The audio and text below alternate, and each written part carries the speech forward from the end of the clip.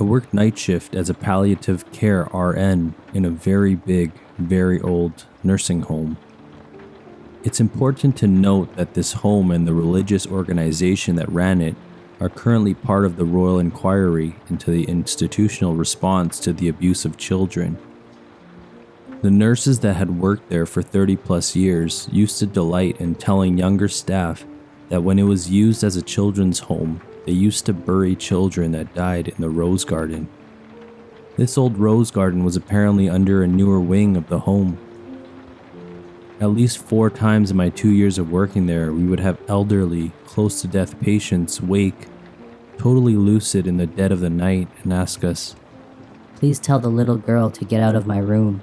or, Please get that little boy out of the corner. He's looking at me.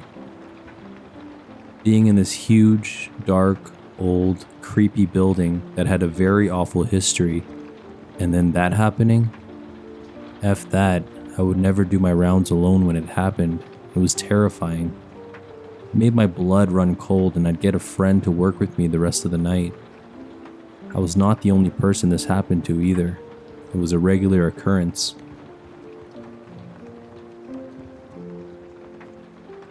Kind of a no sleep for a short while. One Halloween, a couple of groups from the neighborhood got into an egg fight. None of us hate each other, just in different cliques. As the opposing forces started to march forward, we took off running to retreat to a safer distance. As I entered the woods, I quickly bolted behind a tree, and everyone from the opposing side passed me by. Or at least I thought.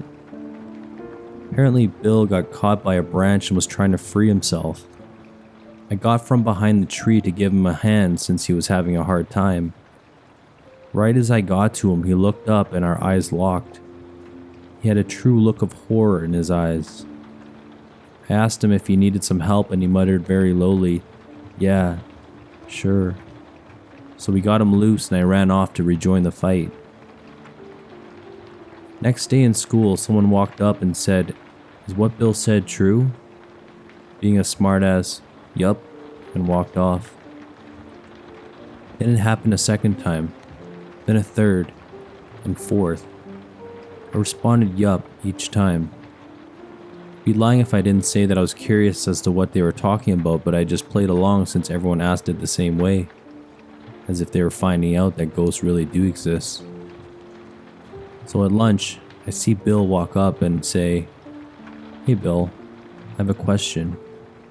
He mutters lowly, "Yeah? What?" I respond, "Why is everyone asking me if what you said is true?" He said, "Okay, it was the weirdest thing. You weren't there. Next thing I know, you were standing in front of me. You just appeared out of thin air. I know there must be an explanation, but dude, you were not there. I know you weren't." I laughed and told him I was behind the tree and saw him that he was stuck, just stepped out to help. He puts his hand on my shoulder and breathes a sigh of relief. He said, "Jesus Christ, I was scared to death. I've been telling the story to see if anyone else had this happen with you. For a while I could disappear and appear randomly.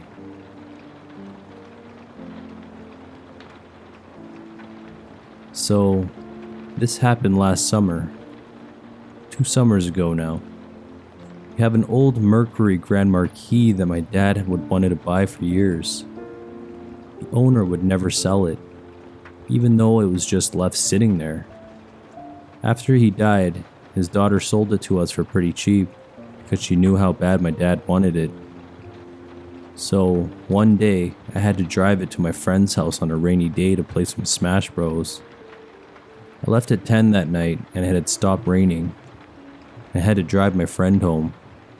So this car's radio didn't work, and it would only be static if it was on. Well, I turned down my friend's road, and when I turned, I heard someone say, "Get out." I know it wasn't my friend because he was talking to me. So we continued conversation and got to his house about 5 minutes later. When we got there, I asked him if he heard something weird when we turned onto the road. He said he heard the exact same thing I did, and I was freaked the F out. This sounds like such a made up story, but I really wish it was. Safe to say I haven't driven that car since.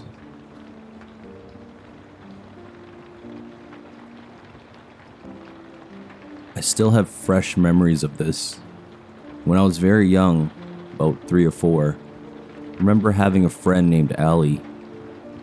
Allie lived with me and I would play hide and seek with her in the backyard. Allie was a year older than me. Allie loved my mom but wouldn't stay long enough to meet her. My mom didn't believe I had a friend named Allie. I kept telling her. My mom first got a very white face and told me to stop, and that Allie isn't real. Well, one night Allie told me she had to leave, so she did. Never heard from her again. Fast forward to when I was about 16, my mom told me that before I was born, I had a sister named Allie, and she had passed away due to complications. I don't know what the problem was, something about her lungs, I think.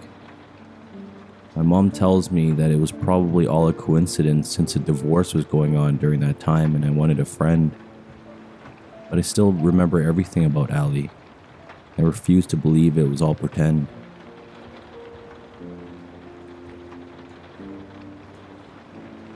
I worked a graveyard shift in a hospital kitchen about 5 years ago. Before the kitchen was renovated a few years prior, our dish room used to be part of the morgue. While I was training, I'd frequently feel like someone was watching me, especially when I crossed into that part of the hallway. Every time I went into the dish room, something would be moved, turned over, or missing. Assuming it was my coworker, I didn't think anything of it. About a week later, my coworker leaves and I'm left on my own. Every night, I would hear carts being moved around, dishes being put away, and silverware rattling. If I would leave for a minute, I'd get back and my radio would be switched to a different station. It got to the point where I was terrified to come to work every night.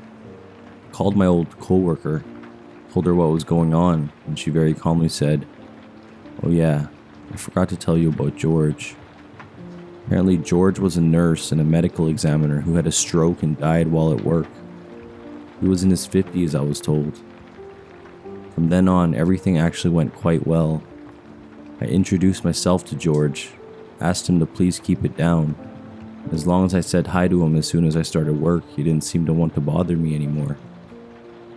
It took us a little while to find a radio station we could agree on, but we worked harmoniously after that. When I left the job a year later, I made sure I told the girl that replaced me.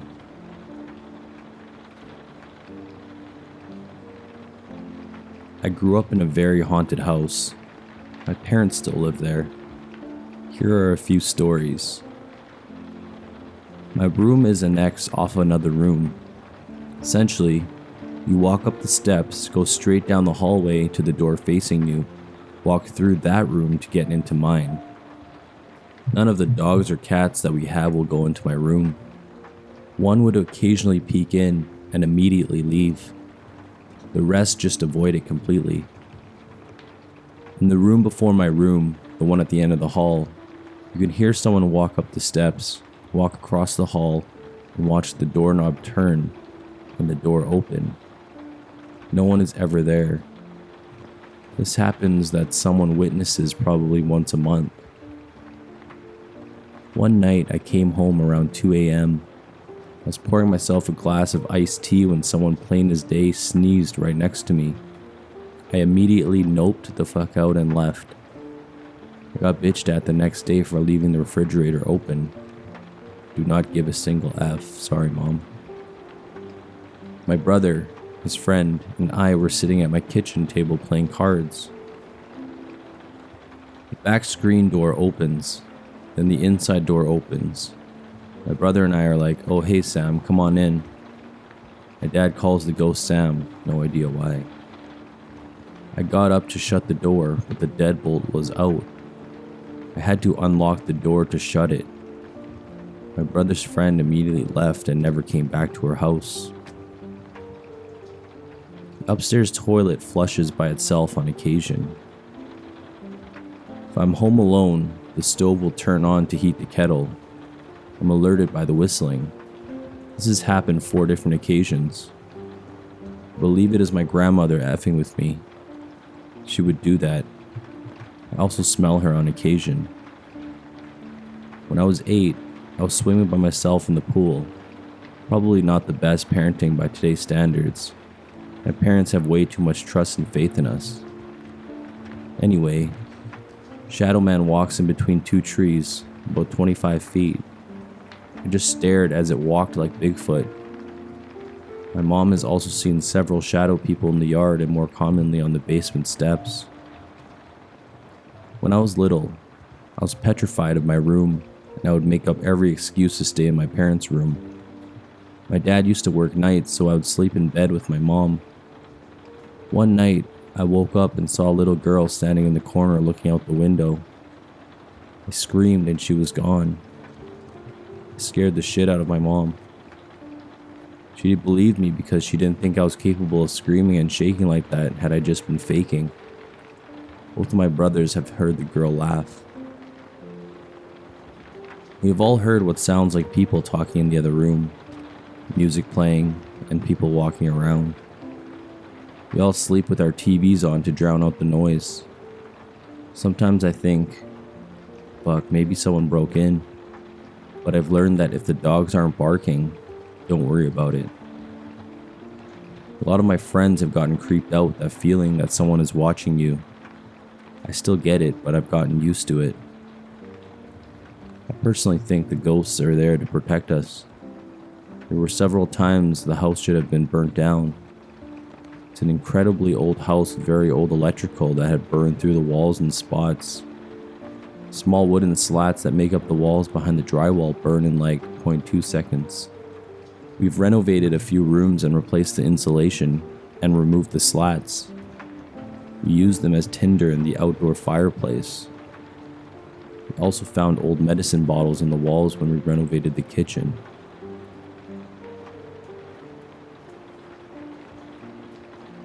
I tell this one all the time. I used to live in a bad part of town, but the community was very close, and we all played soccer together inside the apartment complex. Nobody really cared since we never broke a window, and they would usually come out and chat with each other while they watched us play. Anyway, we were all tired and decided to take a break, and I went to lean against a tree. From where I was sitting, if I looked to the left and the right, there were 2 dark alleys that led to the back area of the apartments. Out of the corner of my eye, 2 shiny eyes caught my attention, and I just stared for what seemed like ages, and I got that sensation that I was about to be attacked. I tried to tell people something was there, but the words wouldn't come out, and there was also a fear of looking stupid in front of everyone. Then, whatever that thing was, it came out fast and ran from one alley to the next one. There was at least 20 people there, and everyone saw it. You could hear all the girls screaming and the panic in everyone. I had no reaction, I just stood there, and along with 2 to 3 more people, we were the closest to this creature. It did not attack us though, it just ran by and disappeared into the dark alley. I honestly thought it was going to kill me as it was huge. I'd say maybe 7 to 8 feet tall. After that, we all just stayed home and tried to figure out what happened that night, but being in a Mexican neighborhood, all the families believe in this stuff and said it was a chupacabra, and the fear eventually died down. The scary thing is I googled chupacabra years later, and some pictures looked very similar to what we saw that day. A tall 7 to 8 black figure with the bony body of a starving dog that ran like a raptor, but more upright as it had long hands but not the proportion with the rest of its huge body. This is pretty much what we saw if it helped your imagination a bit.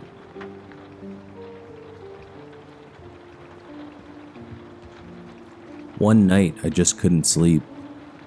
Every time I laid down to sleep, I got this overwhelming feeling and almost thought I heard a voice urging me to get up. So I got a book and stayed up just listening to the thunderstorm while feeling a bit silly. 4 hours later, at about 2 a.m., it felt like something was telling me to go get a glass of water. This was really weird, but as long as I was already staying up until 2 a.m., because of a feeling, I might as well get a glass of water. As I walk down the stairs, I hear a sound coming from the office. Flip of the light switch reveals it's the first couple drops of a leak. The roof had just been redone the week before, so I was pissed off. Forgetting about getting a drink, I grabbed a bucket and was walking back into the room when the plink of leak changes. Suddenly, it's like a hose is pouring straight into the middle of the room. Through the bucket underneath, and as I'm running back with the trash bags to cover the computers, it changes. There are now sparks shooting off of the floor, and the stream of water looks like a ribbon of glowing plasma twisting and branching through the air. I stared in shock for a moment before dropping the plastic to hit the light switch and sprinted to the circuit breaker. The rest of the night was waking up my family, climbing into the attic to make sure nothing was on fire. Scorch marks, yes. Flames or coals, no. Moving electronics out of the office and emptying buckets. Turned out that the storm had loosened and finally tore a free piece of flashing. The angle of the roof had then funneled all that water straight onto the heater and electrical wiring for all that section of the house. Because I was in just the right place at the right time, I was able to protect the floor from the electrified water and contain it with the bucket. I wasn't standing in it after coming down the stairs. Shut off the power before the scorched wood ignited, cover the computers with plastic before they got wet, set up buckets and plastic, and clean up the water before the wood floors were damaged. In the end, because of that urging to stay up and to walk past the office door, all that night cost us was a coat of paint for the ceiling. The roofing crew came back and fixed the roof at no cost because it was only a week old, and everything was okay. Still made my skin crawl to look at that scorched wood inside the attic and on the ceiling, and to think about how my parents and sister and even the dog slept through it until I shook them awake. Well, technically I tripped over the dog while waking up my parents, but close enough.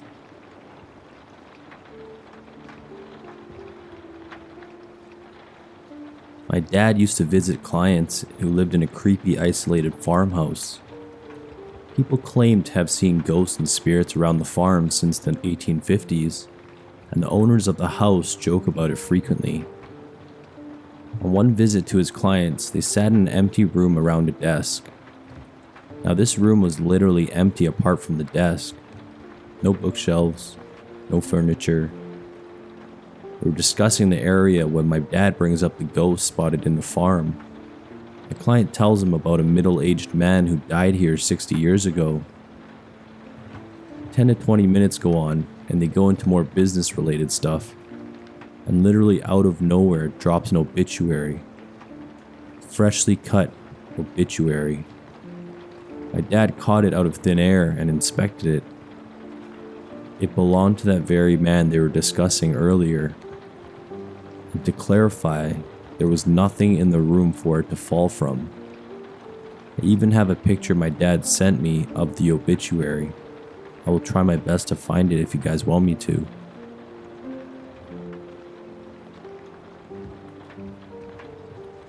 I'm not much of a storyteller, and this isn't as creepy as some of the stuff I read here on No Sleep, but it was the first experience since finding this place that made me want to share. My 21-month-old daughter has never been a good sleeper. No matter what we try, she rarely sleeps through the night. We set up 2 nightlights, a regular one across the room and behind her little dresser, and a red one by her bed. She's in the ballpark of where a fear of the dark and imagination can manifest, and we were trying to get ahead of it. The last couple of weeks, she's been waking up and acting completely frantic, crying in a way that she doesn't normally cry. If I try to leave her alone, she doesn't just cry, no. She sounds absolutely terrified, and it's not her normal scared cry. 3 nights ago, I was woken up by the sound of a pig snort at 2 different times. You might say that I woke up myself snoring, but my wife and I do not snore unless we are congested, and that's not the case at the moment. It was an odd thing, but I simply went back to sleep. I point this out because my daughter has started making pig snorts. She has a little stuffed pig, but we haven't been teaching her that noise. 2 nights ago, we were woken up at around 12 a.m. by her cries on the monitor. I went into her room. The red light that was on when we put her to sleep was unplugged from the wall. I tried to get her back down, but she wasn't having it. She kept looking over my shoulder. The door to her room is across the room and was behind my back, but she wasn't looking at it. Rather, she was looking at the glider, kind of a rocking chair in her room. I looked back at it, and for the briefest of moments, I swore that I saw a shadow move from the light of her normal nightlight. I swore that I saw a shadow move from the light of her normal nightlight back into the shadows. It's 2 a.m. and my mind is playing tricks on me, I said to myself, half out loud. I said it out loud because of the feeling slowly washing over me. Feeling that something was there, unseen eyes watching me. It made me uncomfortable, powerless. I haven't really felt that feeling since living with a friend of mine and encountering an aggressive entity that resided there. I try to play it off and ask my daughter, "Is there someone here?" "Uh-huh." It's one of the few things that she clearly says. "Where are they?" There was no one in the room with us. She pointed at the corner where the glider was. Keep it locked because we rarely use it, so I knew it wouldn't be moving.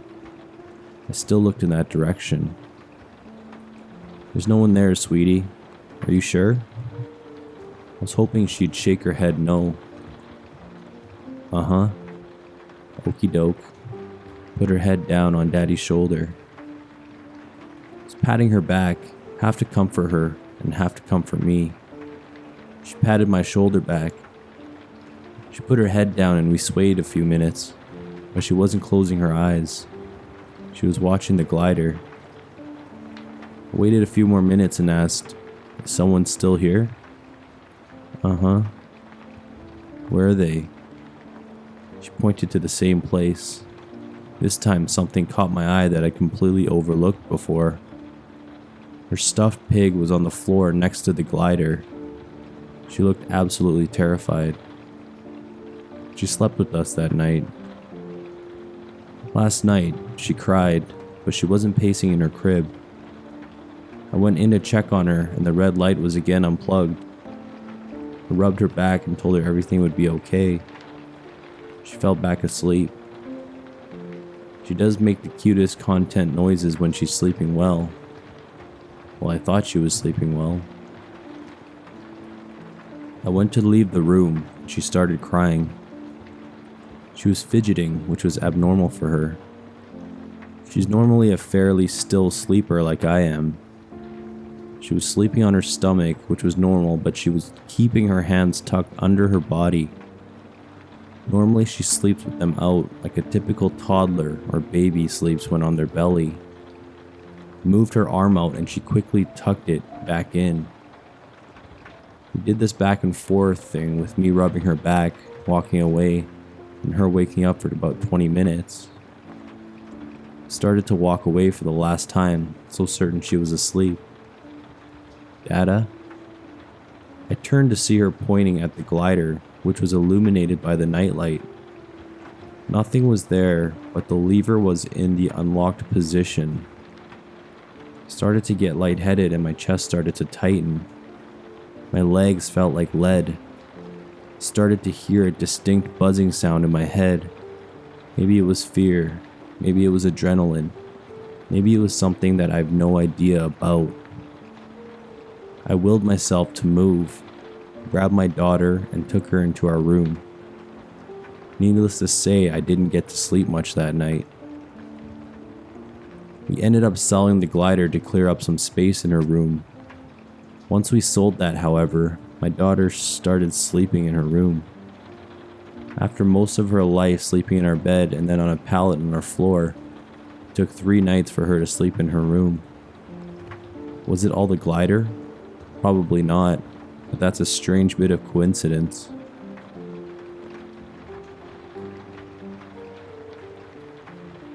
Preface with a little backstory.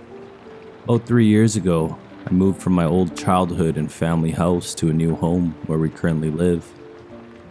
The move was about 20 minutes away, so not too bad, although I did not have to move schools. So in the new house, I got a pretty cool room. It has a loft that hangs above my bed and is where I'm typing this right now. It has my computer and record player and not much else. Only 3 people could be up there comfortably.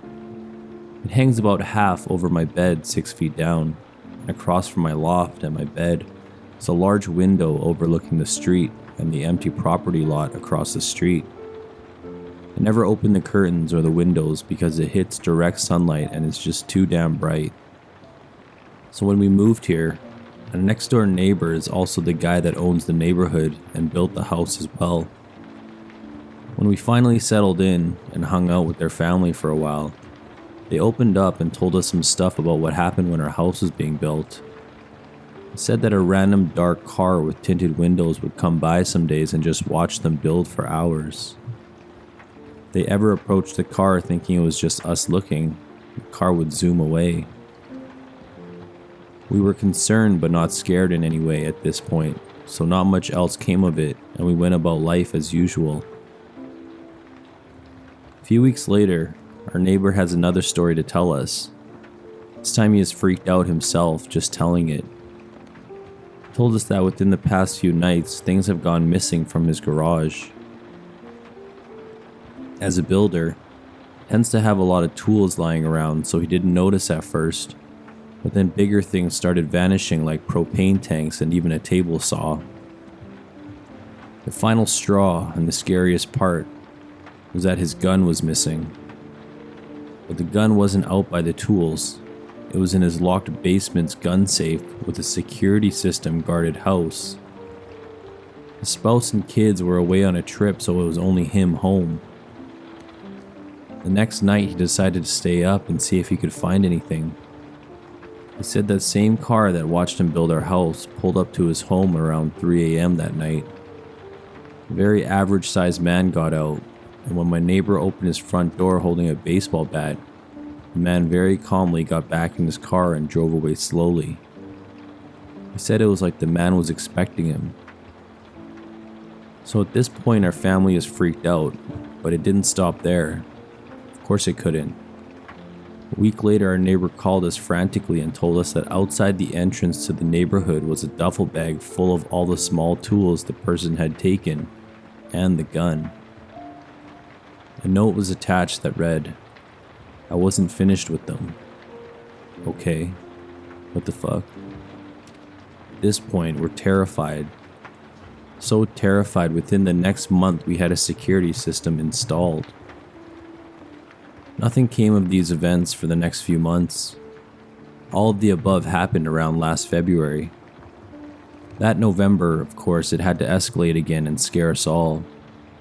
So one day, my family and I are outside the house walking the trails of our backyard forest.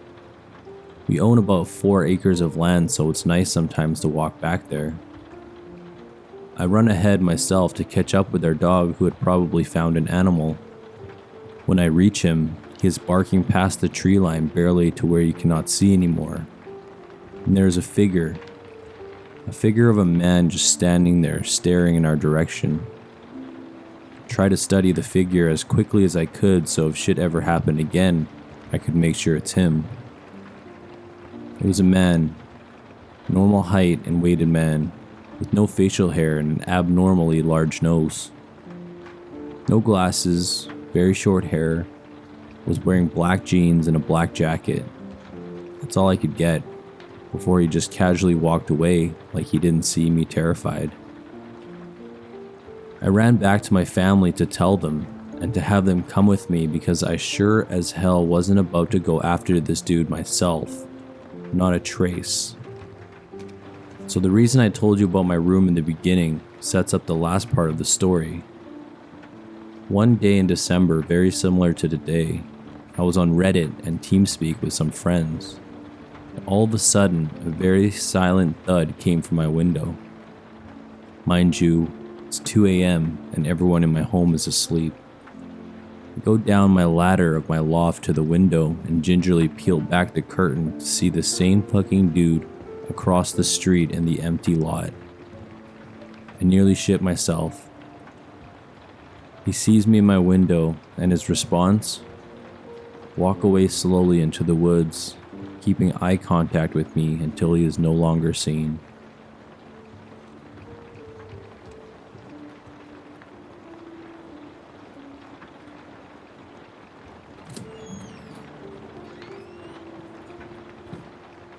I lived in an apartment about a few years ago.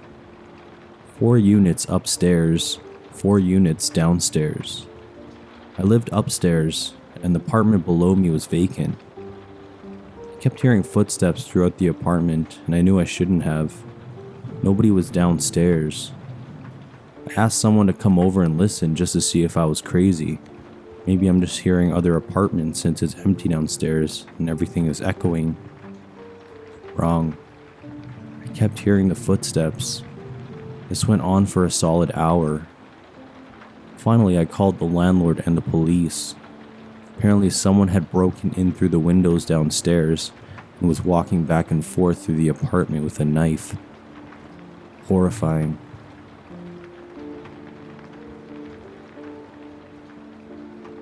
While living with some friends, I got up late at night to get a drink of water from the kitchen. I didn't turn on any lights, having no trouble navigating in the dark. As I crossed through the living room, I heard some movement type noise or something and assumed it was one of my roommate's pet cat. Go to the kitchen, drink water, leave the kitchen. On my way back through the living room, I hear a movement noises a lot louder than the old cat should make, and I glance around. There on the couch, in the very dark living room, is a shape, roughly child-sized, with bright red eyes staring directly at me. I froze. The fear was so sudden and so strong that it is in fact giving me goosebumps right now. I very slowly stepped backwards, not daring to even blink, as I watched the red orbs watch me. After several gazingly long seconds, I reached the kitchen light switch, ready to defend myself when this goblin thing was sure to attack me. Click. It was my other roommate's chinchilla. It had opened its cage and escaped from their room. It was sitting on top of a pile of laundry.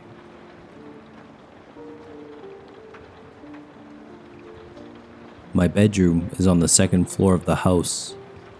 There's no patio, porch, overhang of any kind beneath my windows.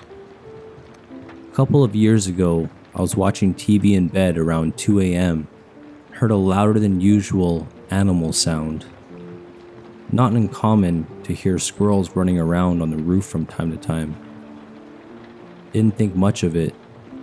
Kept on happening and started to sound awfully close to the window and not on the roof. I ignored it for a pretty long time. After at least 40 to 45 minutes of being irritated by the noise, best guess, I had watched a couple of episodes of South Park on my DVR during the time span. Banged on the wall in hopes of scaring them off until I could get to sleep. Just 2 quick bangs with my fist, which were answered from 2 bangs on the wall right next to the window from the outside. Needless to say, just about shit and jumped out of my bed. Now, my living room has a bay window and is on the other end of the house, so I could look out from that window from the side and see my bedroom window. I hustle downstairs and peek out. I see a guy standing in front of my house below my bedroom window. He's got a knife, small pocket knife in his hand, and he's petting the front of my house. Call the police and wait. He never leaves the front of the house even when they roll up and ultimately disarm him and arrest him without much struggle. I was about 19, living with a roommate, going to college, while living in an apartment complex. Occasionally, I get mild bouts of insomnia, but nothing serious. Usually just a delay in my bedtime of an extra 2 or 3 hours. One night, I suddenly just cannot sleep. Nothing will get me to relax. I eventually give up and just sit in the front room playing Heavy Rain all night, as it had just come out a few days ago. The next day when I head off to work exhausted with 0 hours of sleep, I got a text from my roommate. Dude, the police are all over the apartment complex. Apparently 9 apartments including our downstairs neighbor were broken into last night with people home sleeping. Some people even reported things being stolen from the rooms they were sleeping in. It hit me that had I not stayed up all night and left the light on in the front room, I would have been robbed, or worse. I was living in Fort Wayne for a short time, and the house I stayed in was on the outskirts of the main city, set way back on a dirt road in Farmville. The house is over 200 years old, and I would routinely freak myself out because of the age, location, and my only other roommates were 2 cats. Anyways, during one of the coldest nights in January, minus 15 Fahrenheit, I heard someone frantically ringing my doorbell at 2:30 to 3 a.m. Slowly approaching the door to get a glimpse of an unexpected company before they realized I could see them. Suddenly I heard them thump across the wooden wrap around the deck leading up to the front door and make their way to the big glass side door. I heard a moan and a groan, heard someone jiggle the doorknob. By this time I am calling the cops and cowering in my room with my pistol drawn. During the 25 minutes it took for the cops to make their way up there to investigate, I could hear and see shadows of people outside each window, trying each one to see if it slid open. When the cops arrived, they walked around the house and only identified 1 set of footprints in the snow and 1 set of drag marks. Also, they could identify where and when the person being dragged was seated down in the snow at various entry points while the other guy was checking for a way in. Moved shortly after, not because of the attempted entry, but because Fort Wayne is a terrible place to live. We moved into a new house a few months ago. As we were in the process of purchasing the house, the renter who was living in it died unexpectedly of natural causes in his mid-40s. He died right in the middle of the living room. Shortly after, we moved into the house, and almost immediately our 2-year-old daughter starts talking about the ghost that lives in our house. Now let's be real here. She is 2, and 2-year-olds are very impressionable. Halloween had recently passed, and she had this Halloween-themed picture book that she loved to read. So it's entirely possible that all this talk of ghosts was just coming from looking through that book on a regular basis. Still, she was always telling me that the ghost was in her playhouse in the basement, or that the ghost was on the stairs, or that the ghost was standing in the corner. She never seemed to be afraid of the ghost, and considered him to be her friend. So I wasn't at all concerned even if there really was a ghost haunting our house. If it's a nice and helpful ghost, it could certainly be a lot worse. I would often tell the ghost that he was welcome to stay if he wanted to, but he was also welcome to go if that would make him happier. I was about 30 to 70 on the ghost being real, and she could see and talk to him versus the ghost just being her imagination fueled by her Halloween book. Until one day, when we were going to the car to go to the daycare in the morning, it was still dark out and rainy. My daughter told me that the ghost was on the back deck, and then she told me that today was the ghost's birthday and she wanted to sing him happy birthday. Once again, I mostly disregarded what she was saying, as she is birthday obsessed and has in the past made us sing happy birthday to a Mickey Mouse, a bowl of fruit snacks, and the bathroom. So we sang and wished the ghost a happy birthday and went on with our lives. Later that day, out of pure curiosity, I looked up the obituary of the man who had died in our house. Wouldn't you know it, it was his fucking birthday.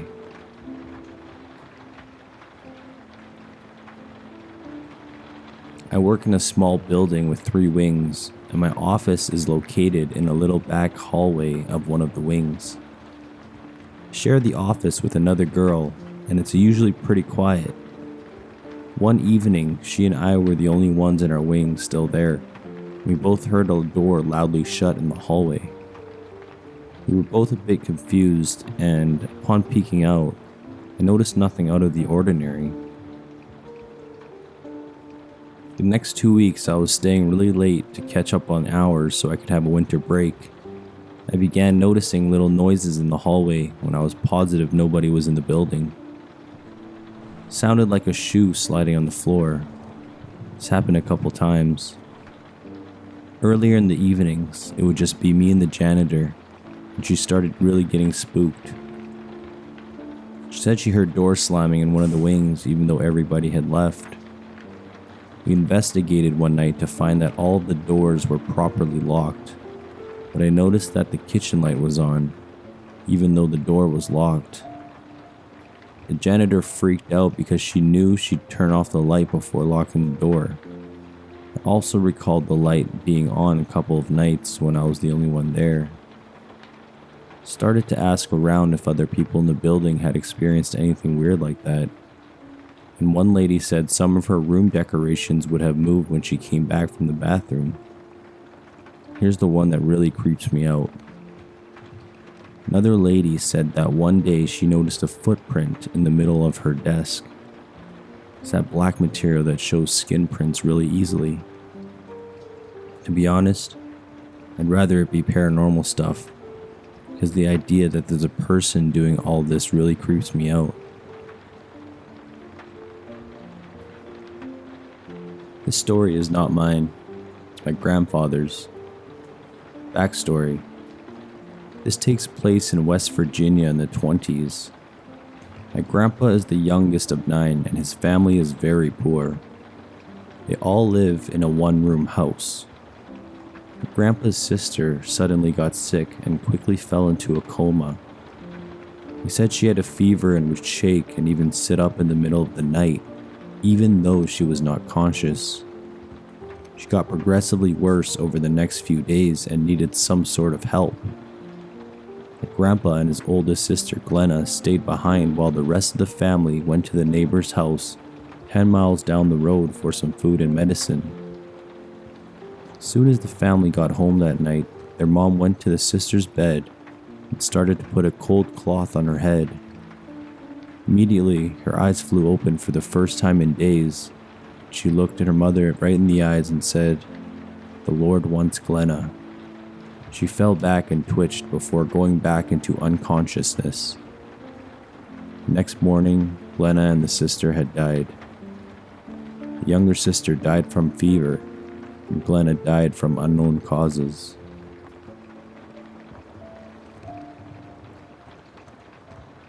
This reminds me of something that supposedly happened to my uncle 30-something years ago in a small Colombian town called Oroque, as told by my mother.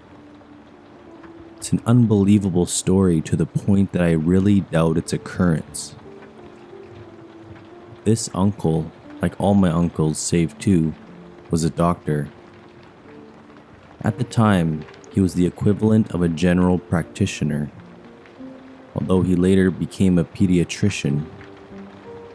He was young at the time, just 3 years out of med school. Like many young doctors, he was always eager to prove himself, often at the risk of his own health. This was one of those occasions. After being forced by my grandmother to take a much-needed 2-week vacation, he developed a fever. He, being the cocky young man that he was, refused to admit that he was sick until he literally fainted while attending a patient. He ends up hospitalized for 3 or 4 days, at which point it seemed he would die. My grandmother, aunt, and mother all traveled to the hospital, which was pretty far away. They took up residence in a nearby hotel. Eventually, my grandmother decides that her son spends his last days with them in the hotel, under the care of a nurse. My uncle's quite delirious at this point, so a priest comes, gives him the last rites, and the waiting begins. About a week after the fainting, some of my uncle's colleagues visit him to say their last goodbyes. One of them tells my mom of an unorthodox last-ditch solution: bring in a medium. Here's where things get really wild.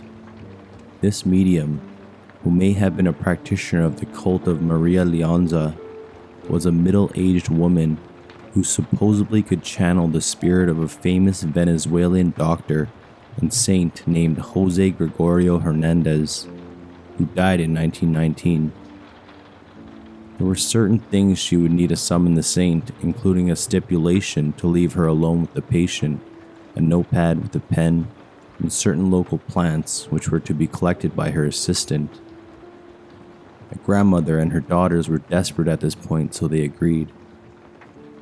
They leave the medium alone and wait outside a few hours until the woman emerges.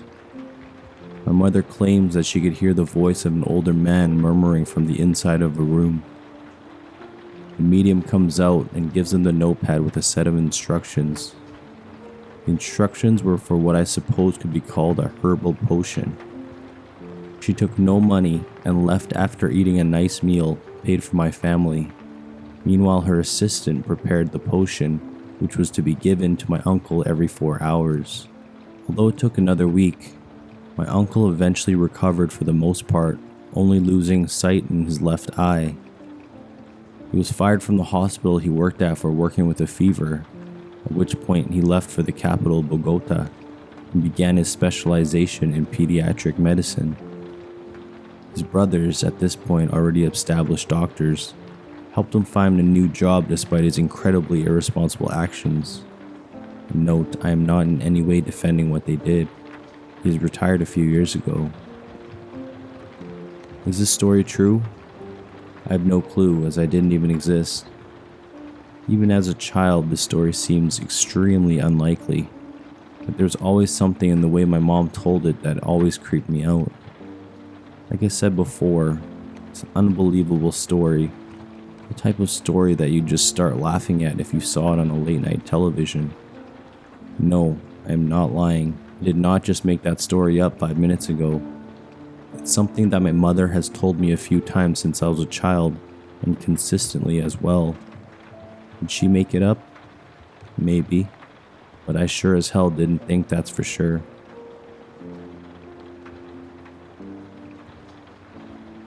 One I posted nearly a year ago that could do with the dusting off. Quite a few years ago now, I found myself working at a historical goal, prison museum for you USA types, as a guide/administrator. This place was one of the oldest buildings in town and had quite the reputation amongst ghost hunters, so it was always spooky working there. The early days had been fairly violent and there had been quite a few deaths, including state-ordered hangings, so there were plenty of ghostly stories passed around. While I did see some very odd things during my time there, the building was old, a haven for local wildlife, and far from windproof, so any stories had to be taken with a grain of salt.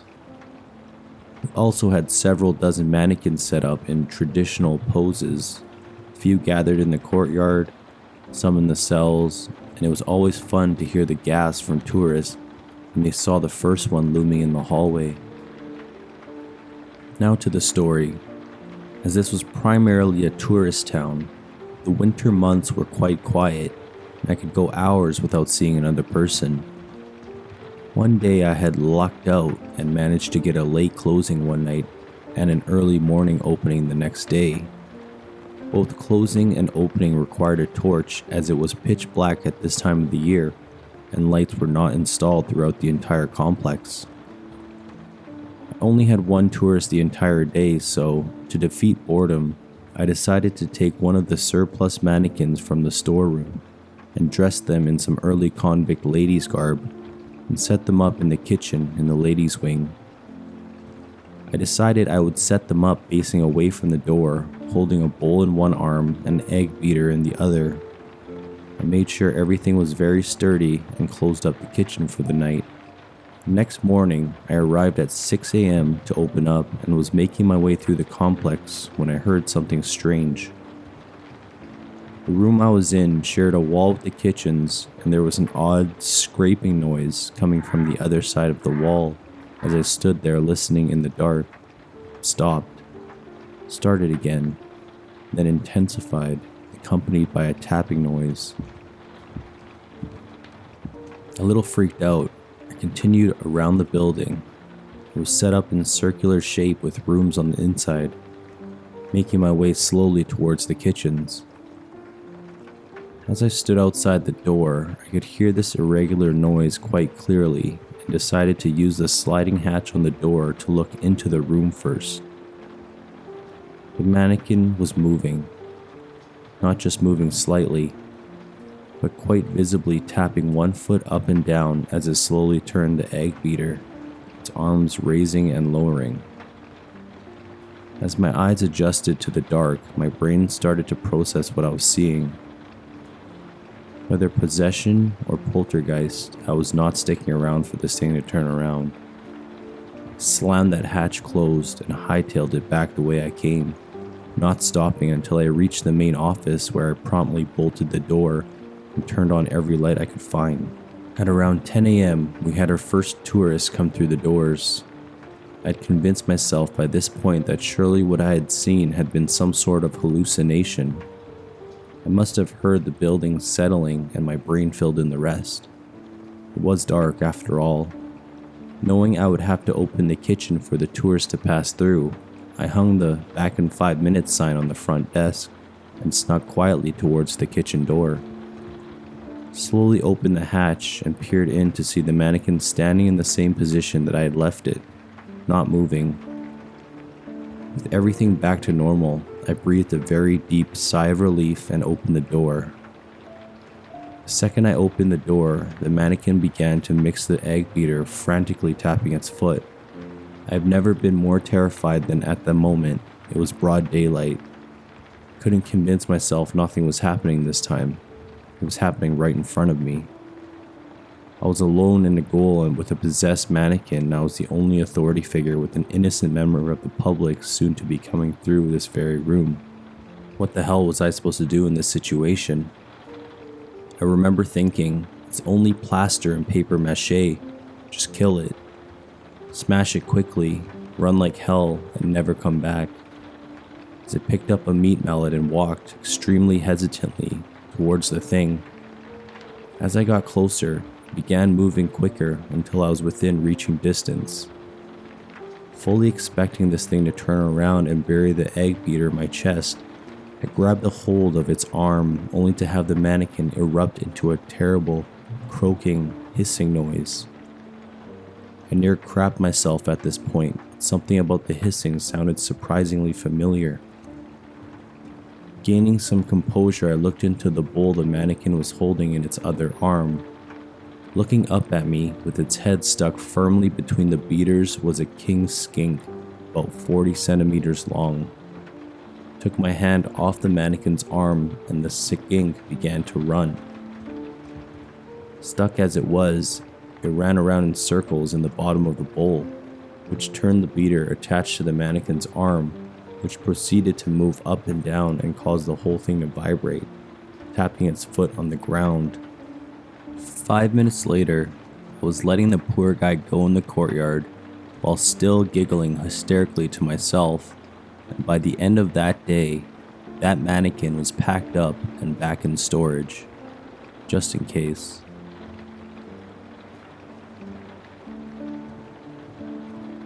Posted a couple times before, but definitely the freakiest shit I've ever experienced.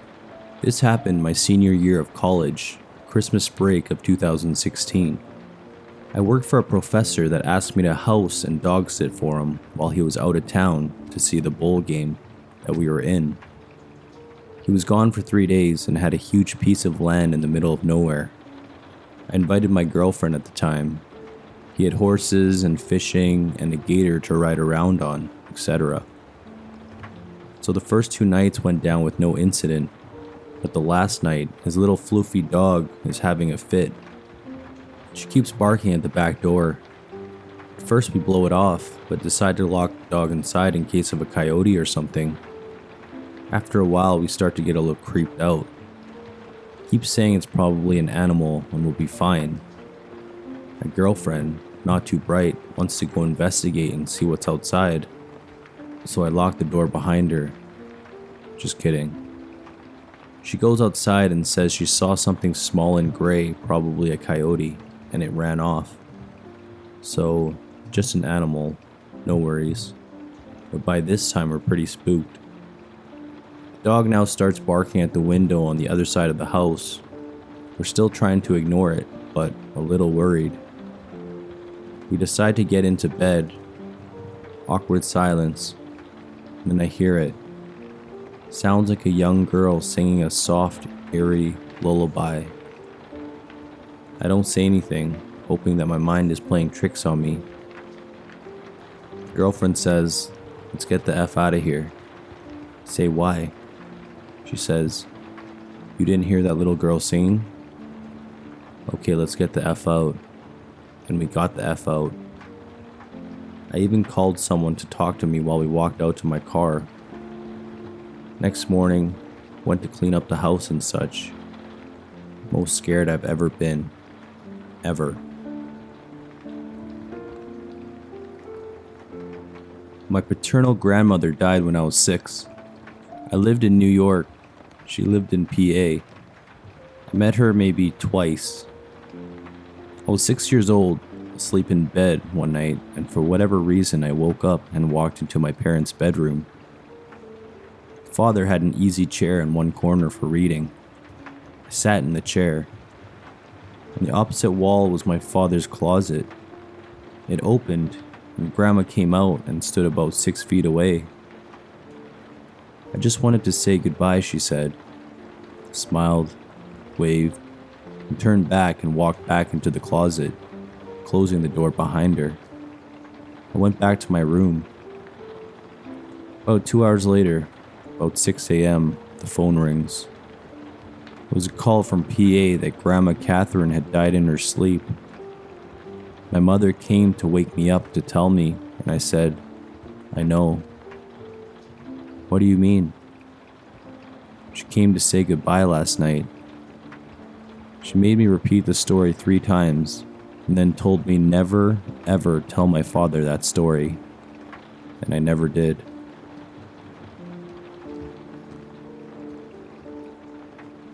I've posted this before in a similar thread.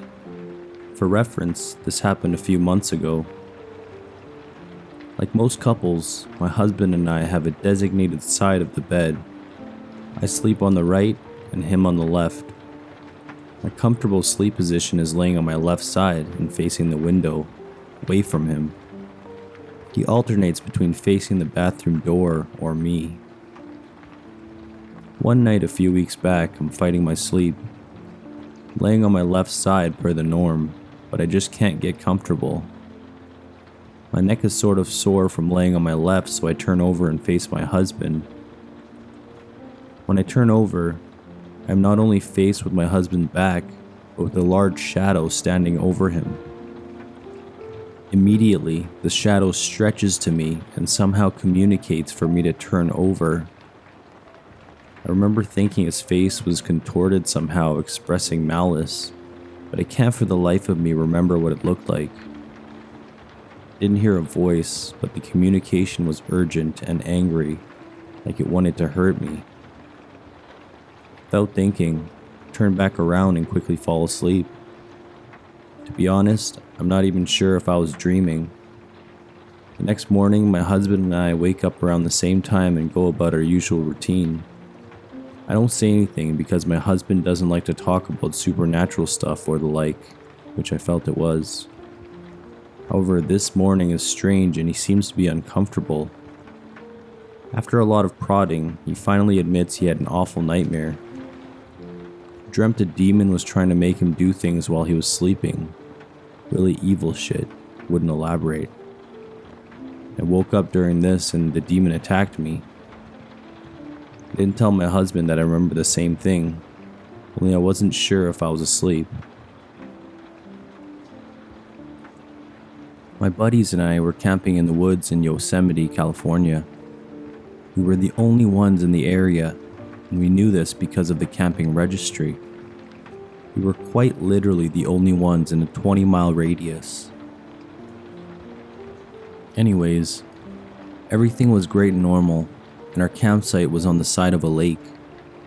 At night, we all shared an 8-man tent. It was cozy with 8 guys in a tent, but not horrible.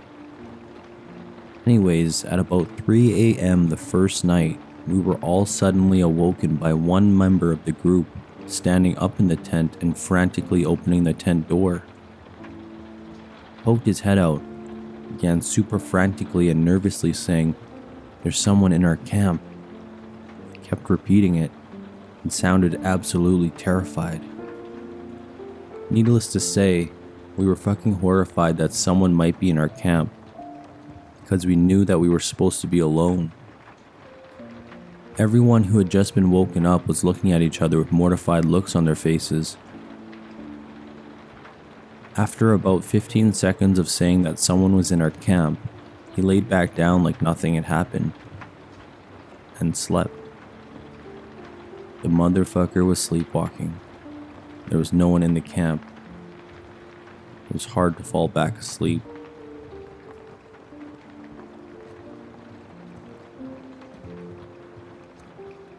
This happened after my hunt for some whitetail in northern Michigan. I was leaving the woods and heading for my car for the long ride home. The sun was setting and the air was crisp, the smell of fall in the air. As I got to my car, I heard some rustling in the bush on the other side of the trail I was parked on. Thinking it was an animal, I looked across and saw a guy standing there.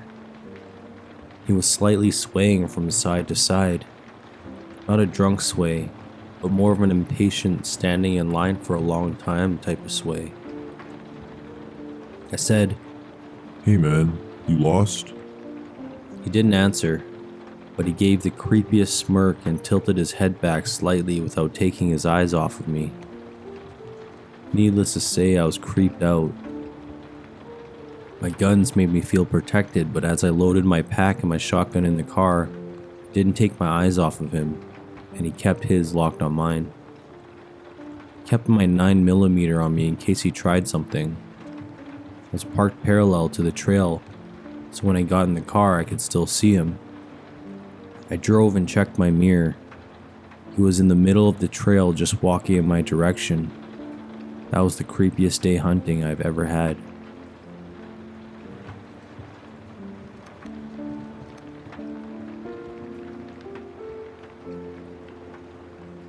Went turkey hunting with my dad in the Shawnee National Forest several years ago. I was about 10. Took one afternoon to hike and scout hunting spots. Along the trail, we saw a few blood splatters and drips, but not a big deal. It's nature. About a quarter mile up the trail, however, we come up to 3 dogs hanging from a tree, gutted, bled out, and skinned. Okay, now that was pretty weird and scary. We kept going a bit further as there was a bluff not too far up that way that was pretty cool to look at.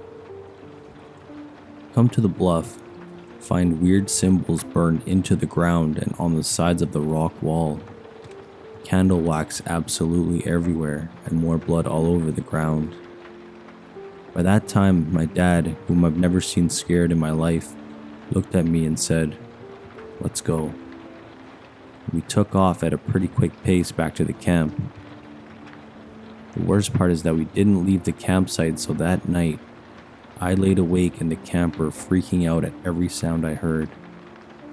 Still get goosebumps thinking about that event to this day.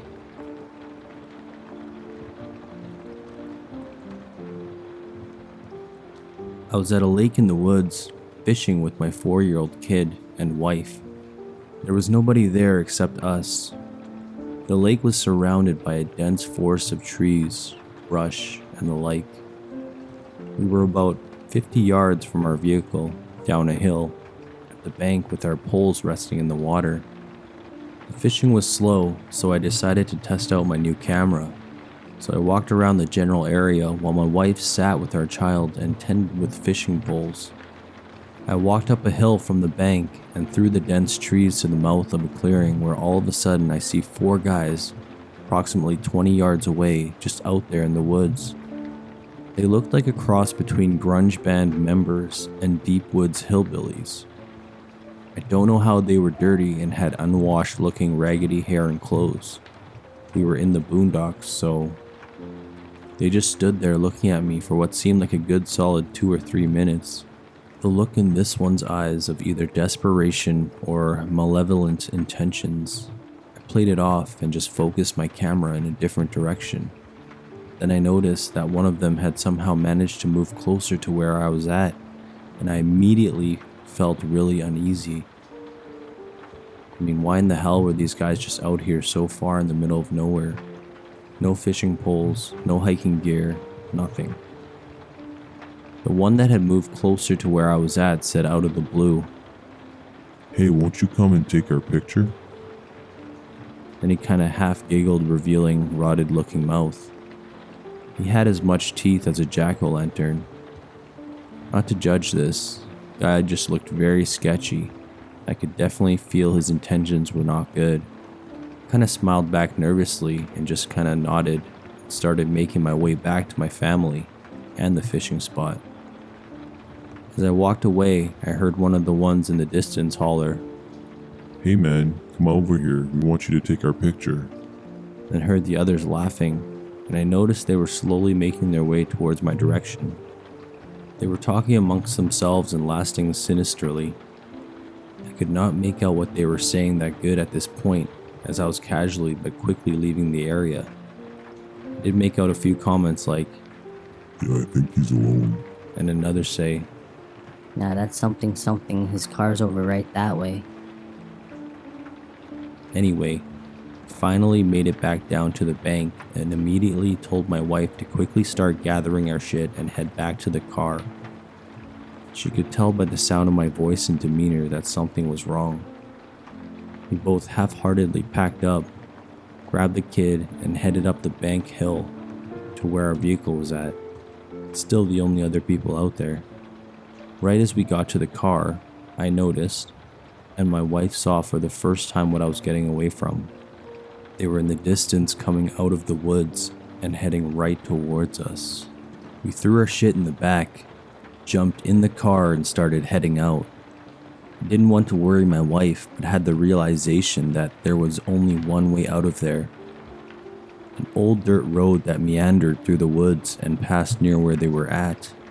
I was afraid we might get cut off, so I floored it and just thought I will not stop for anything. As we were making our way out, I had seen something to the right out of my peripheral vision, and yep, it was one of them in full stride running towards us. This time I noticed he had something in his right hand that looked like an elongated tire iron or something. We lost them in the woods just about as they made it to the road. A while later, maybe 30 minutes, we made it to the old country concrete highway that led back to the city. At this point, we seen another vehicle in the distance coming in our direction, a beat up old work truck. I thought, oh shit, they caught us. Then, as the vehicle approached, we got a much better look at the occupants. An old couple, and the husband looked like an older lumberjack type. Definitely looked like he could take care of himself. They slowed down as they approached, rolled down the window, and he asked if everything was okay, and if we were lost. I said no, we know how to get back to the main highway from here. I told him about what had happened back there, and he didn't even seem fazed. Just said that we should not be out here alone, as there's been some stories. I didn't ask, and then he said that he never comes out without his rifle and his nam knife. I'm assuming Vietnam military knife. Anyway, we thanked them and got the hell out of there, never to return. Camping in general can be freaky. Not so much during the day, but when it gets dark, it gets dark. Whenever people say the Blair Witch Project wasn't scary, I always ask them if they've ever been camping. If you have, then that movie probably freaks you the fuck out. Laying in your tent at night, not knowing what is 3 feet away from you is terrifying. It's pitch black and quiet, like being alone in a creaky old house, except with a 10 times multiplier. Every sound could be a bear, wolf, person out to get you, and if you're in a tent, you can't see what's out there. Probably my freakiest experience happened when I was a kid and went camping in Colorado. It was dark, but still too early for us to be tired, so we were just sitting around the fire doing the do. Talking, eating s'mores, whatever. I would say we were telling scary stories, but fuck that. We were probably talking about Disney movies or some shit. But keep in mind how dark it is out there. The light from the fire only goes out so far. It creates like this wall where all the light stops. We were sitting there when all of a sudden my sister looked up and saw a pair of eyes looking at us. Me and my sister started freaking out. We were like right on the edge of losing our minds scared. Parents calmed us down and told us not to move. We had no idea what it was. It was nearly impossible to judge how big it was. So we just sat there and waited for it to go away, which it did. It was probably a raccoon or some shit, but 6-year-old me was pretty sure it was the chupacabra. Not too interesting of a story, but definitely freaked us out. My dad admits to this day he wasn't scared, but notoriously has never been able to handle scary movies on any level. Call bullshit, Dad. You were scared.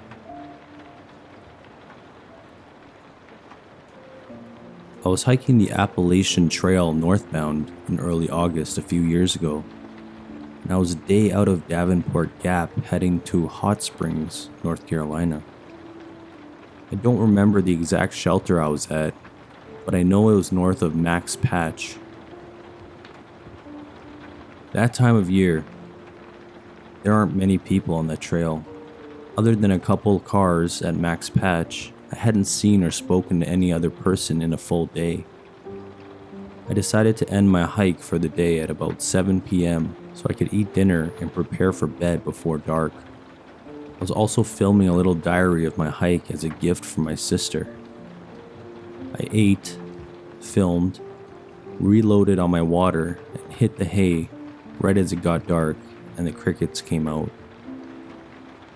At about 2:30 a.m., I was startled awake, but not by a noise, rather the absolute silence around me. I didn't hear the toads, crickets, owls that you'd expect to hear and that I had heard when I had gone to sleep just 6 hours earlier. I looked around and saw nothing. Everything was perfectly still. I made the decision that I had to get the fuck out of there. I packed all my gear in about 5 minutes, threw on my headlamp, grabbed my bear bag, and noped my way up the trail. Pretty sure I averaged 4 miles per hour in pitch black until sunrise. Because of such an early departure, I finished my planned 18 miles into Hot Springs by 10 a.m., which was nice. To this day, I have no idea what was there that morning, but I know that something was there. I encountered tons of predators in the woods, from black bears to coyotes, but I've never experienced that calm like that before. Made me think maybe it was some sort of large cat, or worse, some crazy person. Who knows what would have happened had I stayed until sunrise? Maybe nothing, but I wasn't sticking around to find out.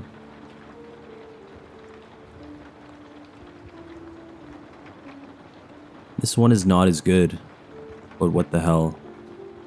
I was doing a long hike from Springer Mountain to Fontana Dam, about 165 miles. I was a little behind schedule on day 3, where I'd planned to take a near zero day and spend some time at mountain crossings. Initially, I was going to spend night 2 in the hostel there, but a big storm prevented me from crossing Blood Mountain the day before. As a result, I had to revamp my plan and add about 7 miles to my day. So after a soda and a burger at mountain crossings, I hit the trail again. Come to a road crossing, and there's this guy with an old 80s style external frame pack taking a break. Being me, I stopped, pulled out a Cliff Bar and a smoke, and decided to have conversation for a bit. I could use the break anyway. I talked for a bit, and I alluded to which shelter I was headed to. Do not do this if you don't trust this person. That was my first mistake. The guy seemed a little odd, but this was the AT. Everyone is weird. At that point, we're all walking to Maine. We started talking about 1 p.m. He had started his day at Neil's Gap, and I had started on the other side of Blood Mountain. We had started roughly around the same time, and I had taken a 2-hour break. My pace easily put me ahead of this guy by 7 or 8 miles. The shelter I had alluded to was actually out of his range, or so I thought. There were also, if I remember correctly, 3 shelters between us and my final destination. We parted ways, and I kept on trucking. I get to camp and do my usual thing. I made good time, so I actually had quite a bit of downtime before a hike at midnight, which is 8 p.m. Several hours had passed. I had prepped for the night and was reworking my plan while talking to other hikers. And this guy rolls into camp looking like he had just gone on the Bataan Death March. He trucked it to catch up with me. The guy started to show his true colors in camp. He was really loud and obnoxious and would just not leave me alone. I decided that night that I would carry a bit of extra water and do breakfast outside of camp to try and distance myself from him. The next morning, I was up just before sunrise. I packed and hit the trail. A few miles up, stopped for breakfast like planned. Not 1 or 2 miles later, I tweaked my knee on some rocks crossing Trey Mountain. That did it. I needed to get some rest and ice this thing. I go to the gap where you can either hitch west into Hiawassee, where most people go, or hitch east into Helen. I decided to go into Helen, as I'd figured I'd also take advantage of the Bavarian atmosphere that the town provides. Lo and behold, a few hours later, the same guy comes rolling into my hotel. Found out later that he had asked some southbounders about me and figured out where I went. Holy fuck, I thought. Now this is creepy. I had to get this guy away from me. I figured while in town I'd kill him with kindness. So I got some beers and made some more conversation. We were talking about our plans and I knew this was my chance. I told him that because of my knee, I was probably just going to take the next day off as well and continue on after that. He said he'd join me just like I expected. I said cool and went to my room. As soon as I got to my room, I packed up and set my alarm for 4:30 a.m. I phoned the owner of the hotel to make sure she could give me a ride to the trail that early. The next morning, I quietly grabbed my gear and hopped in her car. We headed a few miles up the road to the trailhead, and I basically started running. I never saw that guy again, but I heard stories about him up trail. That was a hell of a trip though. Not 2 days later, I had a bear bed down within arm's reach of me in my tent. That's a story for a different thread though. It wasn't creepy, but comforting in a weird way. I haven't done a long hike in a few years. Telling these really makes me want to get back on the trail. I think I will this summer. This will probably get buried, but 2 years ago, myself and 2 other people were camping in Yellow Bottom, which is in the Cascades of Oregon. About 3 a.m., I woke up hearing what sounded like a bunch of people having a campfire party. Nothing huge, not even scary, just talking, laughing, stuff like that. I was kind of pissed since we'd specifically come up to get away from the college kids and such. Now somebody had set up camp what sounded like less than 100 yards away. But I couldn't see fire or light through the tent walls. Since that was my big concern, fire in the woods, I just kind of ground my teeth about it and went back to sleep. About an hour later, I wake up again. This time somebody's let a little kid start crying, and it's really annoying. Like not wailing, but just sniffles. That long-term crying that kids do. I listened for about 5 minutes, and since I'm not a monster, I've kind of got this prickly feeling that maybe there's trouble.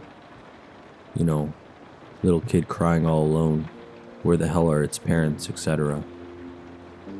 I started to get up, and my friend, who I thought was sleeping, grabs my arm, just about giving me a heart attack, and says, "Don't go out there, just wait." He knows the woods better than me, and he sounded actually scared. So I sit and wait, and yeah, a few minutes later, the crying stops, and the party starts back up.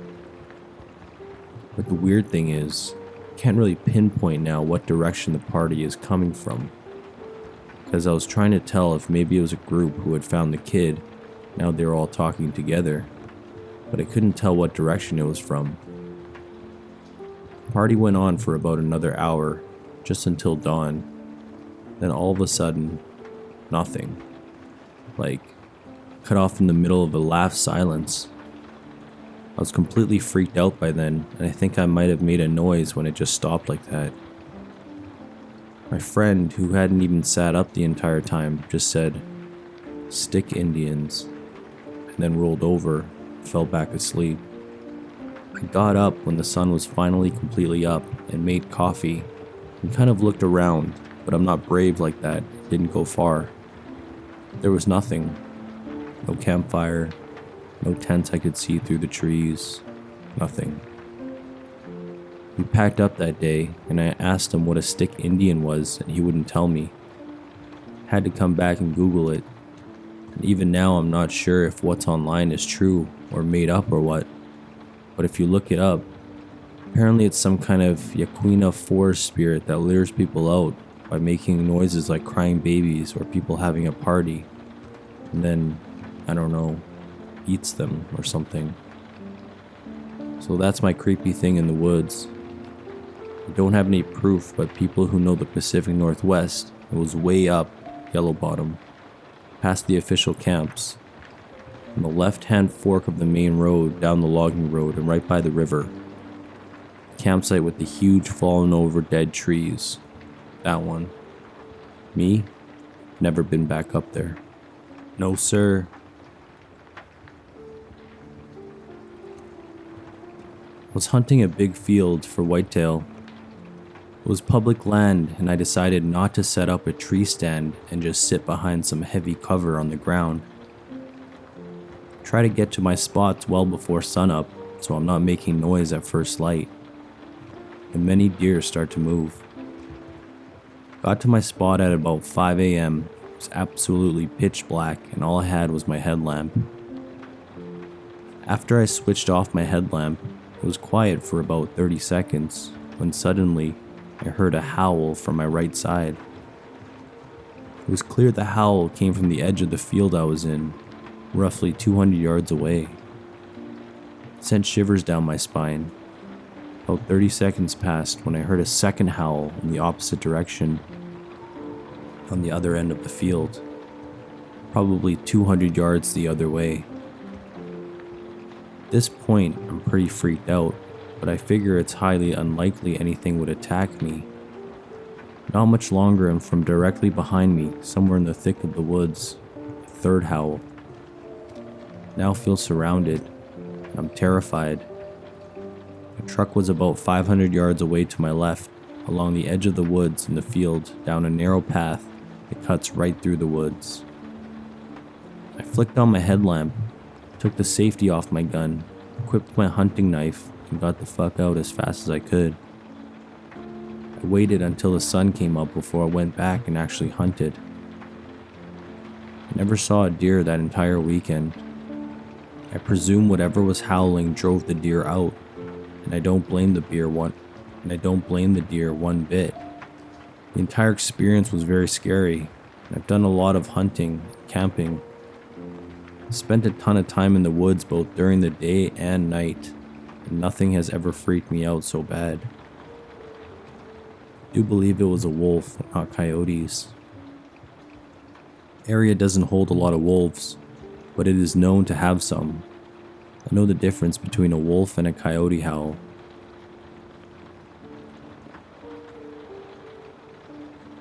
A story that goes back.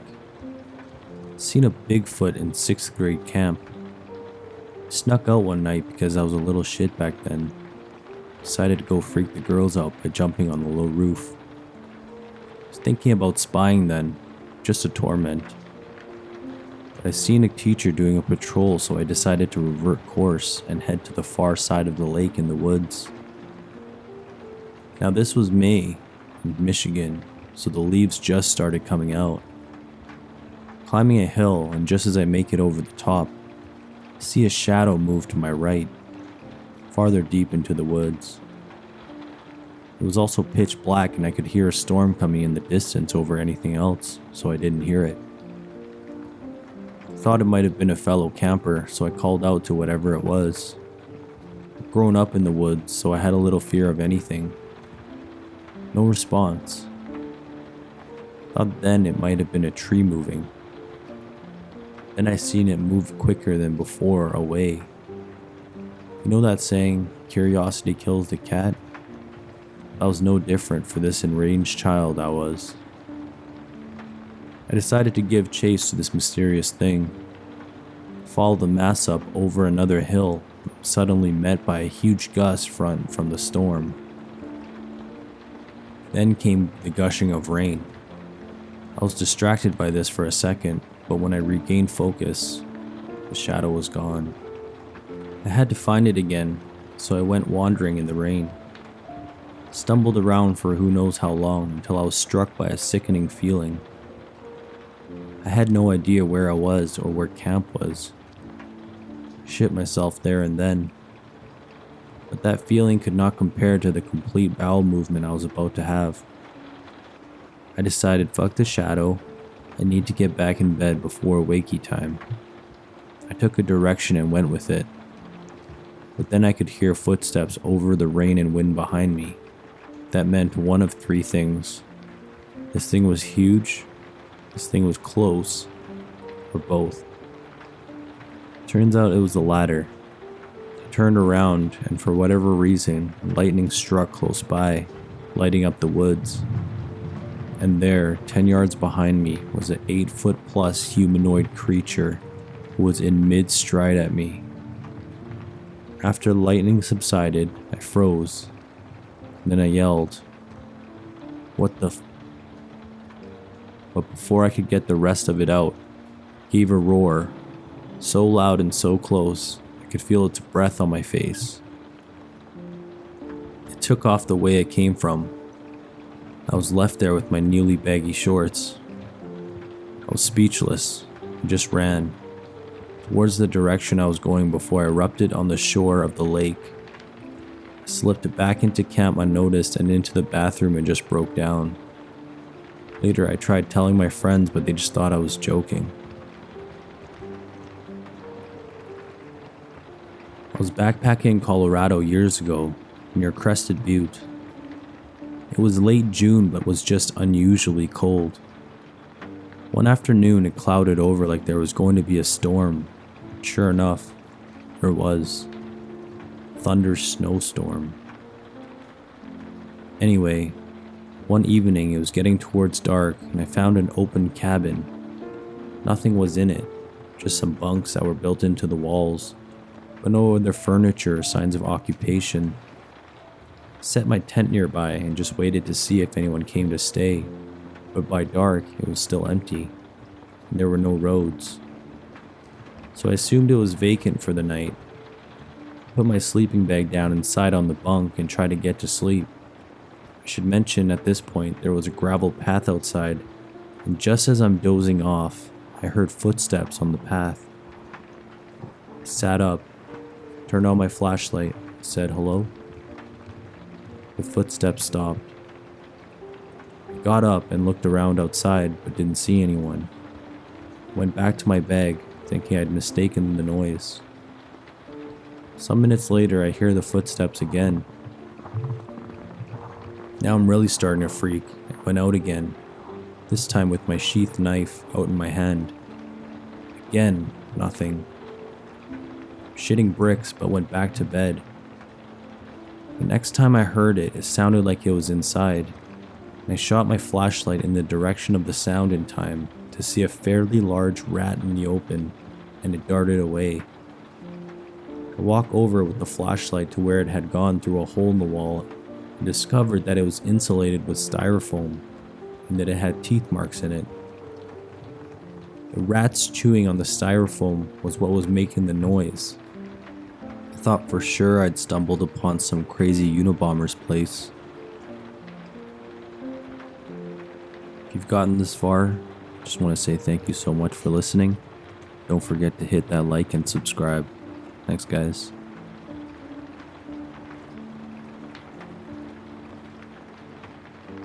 My fear wasn't for my safety, but for the safety of the guy on the other boat.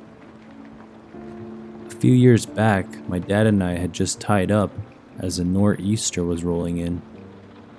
We were on one of the docks along the Long Island Sound, a part of coast adjacent to Long Island, New York, which was notorious for bad storms. Don't remember the exact details of how we got into this, but turns out some guy hadn't returned to the docks, and the dockmaster, who was friends with my pops, asked him to go out looking in this horrible storm. My dad, being the thick-skulled, gung-ho adventurous man that he is, agreed to go looking in this terrible storm. Our boat could handle it. We had gone through many storms before with no problem. Our boat had 2 outriggers that served as stabilizers, so capsizing wasn't a big concern. However, the boat we were looking for was a tiny center console that was maybe 25 feet long. To mail it better, the guy had no kind of GPS or locator on him. He didn't even have a radio. We were literally looking around in the dark for him for an hour. Luckily, as we were passing a little bay, he had the sense to grab one of his flares and fire it off after he saw our lights, and we were able to get within shouting range. Now, if that wasn't enough, this guy had really just thrown safety out the window. We shouted for him to put on a life vest. Turns out he had none on the vessel, nor did he have a life raft. To make it worse, his anchor chain wasn't a chain, but a single rotting dock line, so his anchor snapped. Coupled with the fact that the waves were slowly pushing him towards the rocky shores, he was lucky we found him. Our original plan was to attempt a tow, but the conditions were so bad we couldn't get close enough without risking a collision. We had to wait there for the Coast Guard to hone in on our beacon since they had no way of locating this guy's boat, and they were able to retrieve him. Thankfully, his monstrosity of a boat crashed against the rocks after he had been carted away. The scary thing is that he had his 8-year-old son on the boat with him the whole time. We were on a D7 patrol off the coast of Cape Cod, and the fog was ridiculous. Like see 3 feet ahead and that's it, and our horn was on 5-second blasts. It's hard for the lookout to see much, and our radar has a hard time picking up anything under 50 feet in such weather. Apparently this is common in the summer off of the upper east coast. While I'm on the helm, and I hear my boy on the lookout yell something. The captain is on the bridge, which is rare, and is walking about. The first lieutenant goes out and asks what's up. Now we were going about all ahead 3, which was slow, but still a lot of momentum for a 270-foot cutter. He yells that a small fishing boat is off our port bow. I freeze up and look behind me at the cap and my BMC. Captain yells an old command we don't use anymore, all back or something, but I get the drift. Just then, I see it. A 30-foot small fishing vessel off our bow like 50 feet away and closing. Looked like all wood and older in build. Pull the engines from ahead 3 to back 8. The bells ring and the boat swings right and starts to churn water. The fishing boat slides just past our bow and misses by no more than 10 feet.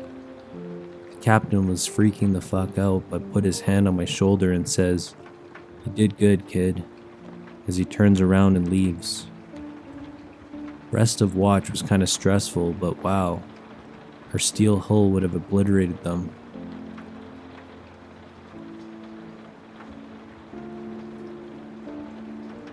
Coming up into summer of '05, my dad decided that our family was going to do a once-in-a-lifetime trip. We learned to sail, got all of our certifications, and spent the summer sailing all over the Caribbean on a 40-foot sailboat. Well, turns out August of '05 was a bad time to be in a 40-foot boat in the Bahamas. Katrina came through pretty good and smashed most of everything to hell. We managed to avoid the worst of it, but we spent 2 days running to a safe harbor to weather the storm in the worst seas I've ever seen. Our boat, Island Packet 40 foot, is designed to be a solid ocean-going vessel, and she handled better than I could have believed, but still we got knocked down a few times. Definitely a night where I wasn't sure if we were going to make it or not. I still sail a bit here and there, but my dad decided that he loved it. Old man in the sea, I guess. He's the skip on the Stars and Stripes now, sailing for a full-time job.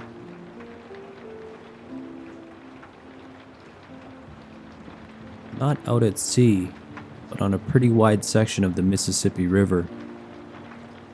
Was working on a paddle wheel heading north on a 7-day journey. I was sound asleep, and it was around 4 a.m. that I woke to a sudden jolt that nearly knocked me from my bunk. A split second later, the emergency alarms all went off, at which I shot up so fast that I forgot that I had an AC duct over my head. Smacked it so hard I put a massive dent in it. No idea how I didn't knock myself out in the process. Jumped off of my bunk and grabbed my life jacket and was out of my room before I realized I was just in boxers. Ran back in and threw on my shorts and bolted for the deck. Once on deck, I realized that it was foggy and a moonless night. People were freaking out thinking we were sinking, and us, the crew, were doing what we could to keep everyone calm, not even knowing that it was happening ourselves. Also, the fog was so bad and the night was so dark that no matter how hard we tried, there was no seeing the shore or our surroundings. The freakiest part of it all was knowing that whatever we hit was absolutely massive and no one could see a thing anywhere. The suspense at the time was driving people crazy. In the end, we were all required to stay on deck until the sunrise, and thereafter learned that we stuck a barge that was partially sunk. Oh, and then realized we were on a stretch of the Mississippi that was nearly half a mile wide. Anyone who would have jumped and tried to swim absolutely would have not made it. The ocean is a beautiful and thoroughly deadly place.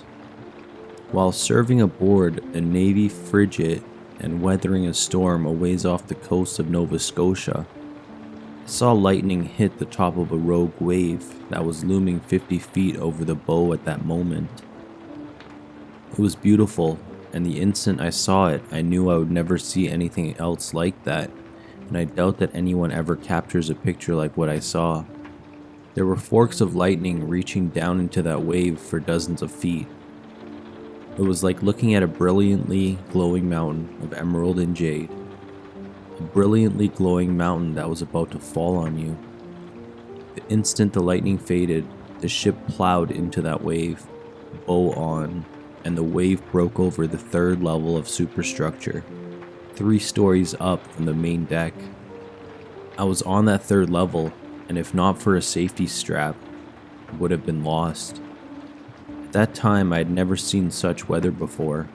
Over 100 feet of bow forward of the superstructure speared into that wave, and when it broke over the windbreak, I will tell you that you had to been there. You wouldn't scoff at the carrier sailor's reference to solid water in another post. In Navy speak, green water over the bow means that you've got a lot of water breaking over the ship, not just a little foam and spray, but water of some noticeable depth. It was like colliding with a wall. The hull rang from the impact, and the ship lost almost all forward momentum immediately. The ship began to groan and shudder along her whole length as she shouldered upwards and shed who can tell how many tons of water. There were many other waves that night, but I know which one left the inch-wide cracks in the superstructure amidships. I know that the ocean contains beautiful and otherworldly vistas not to be seen anywhere else on this earth.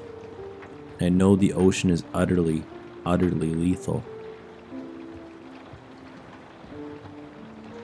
I'm not a sailor, but I almost died. At least it felt like it, on a Carnival cruise. The captain was an idiot and got too close to a hurricane. The entire boat rocked back and forth to what felt like a 45-degree angle, very steep to the point we were fighting not to slide down the floor. We had been in the theater on a lower level, and after much debate, decided to try to walk up the stairs to the deck. We didn't know what was the right thing to do. So much crying and screaming. People were donning life jackets and crew was taking down lifeboats, though none actually went off the side. All of the pools spilled out onto the ocean, and all the glass storefronts and most plates broke. Finally, after maybe 2 hours, the boat was stable and no longer had water covering all the windows. We were stuck on the boat an extra 4 days. Part boat problems, part Miami port needed to be cleared out. And we were bored to tears because all the stores were closed, pools were empty, and we were given leftover food day after day on what plates remained. Everything smelled like liquor from smashed bottles. Not fun. I'll never forget that first half hour or so where I was sure I was going to go down like the Titanic, but had to pretend it was normal for the sake of the kids.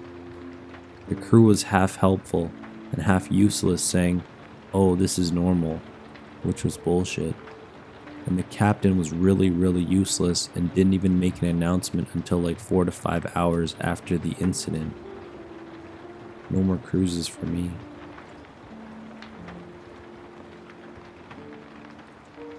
I was in the US Navy and we were out to sea in the North Atlantic. One of my first times in the ocean. Rough seas caused our captain to secure access to outside the skin of the ship. Being a smoker, I wanted to smoke, and the only place to do it was outside the ship. The older engineers I served with told me to just smoke in the engine room like everyone else in these situations or throw in a dip. Thought that was a bad idea and decided to wait until about 2:15 a.m. to sneak out to burn one. Turns out the bad idea was to go out at all. Undogged the door to the aft of the ship and got rocked by a big-ass wave. The door had the momentum and I went with it and was headed overboard in cold seas in the middle of the night. My leg caught one of the rails somehow and the ship rocked the other way, dumping me back on the deck. I jumped inside the ship and dogged down the door as quick as I could. That was the end of my story. If Poseidon would have chose different, would not recommend.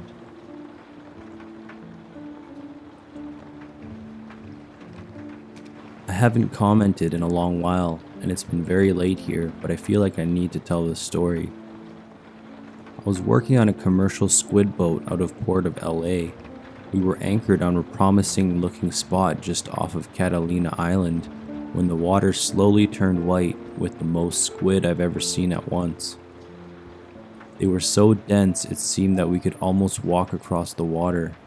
So we started pulling our scoop through the massive shoal and winching them into our hold.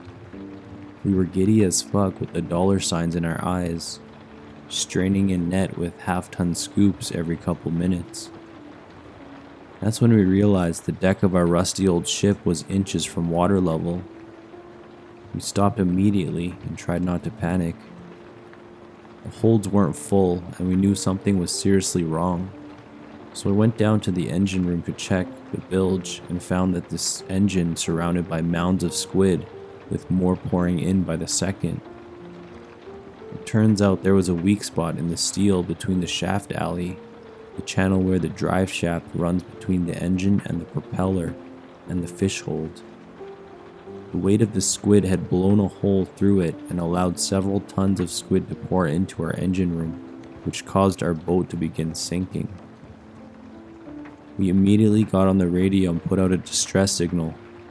We needed Signer with a squid pump to empty our hold. It was the only way we were going to save the boat. We hadn't seen any other vessels for quite some time, and there weren't even any light boats within the vicinity, but incredibly, there was one ship that was returning to port carrying a meager haul within range. They answered our call. It was a Signer. We were incredibly lucky that night. I'm not even sure how long it took for them to get us. It seemed like forever as we were panicking and hand netting as many squid out of our hold as we could, while waves washed over our scuppers. They finally showed up and pumped out about 20,000 worth of squid back into the ocean, saving us from an extremely expensive mistake and a night in our lifeboat.